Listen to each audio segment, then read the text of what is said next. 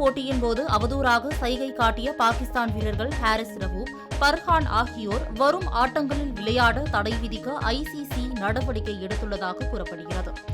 ஆசிய கோப்பை கிரிக்கெட் போட்டி தொடர் ஐக்கிய அரபு அமீரகத்தில் நடைபெற்று வருகிறது.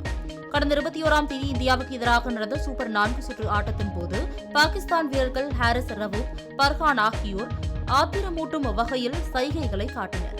இது தொடர்பாக அவர்கள் மீது ஐசிசியிடம் இந்திய கிரிக்கெட் வாரியம் புகார் அளித்தது. இதையடுத்து இருவரும் நேரில் ஆஜராக வேண்டும் என்று ஐசிசி நோட்டீஸ் அனுப்பியது.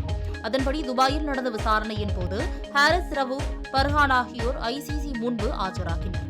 தாங்கள் காட்டிய சைகைகள் குறித்து அவர்கள் விளக்கம் அளித்ததாக கூறப்படுகிறது.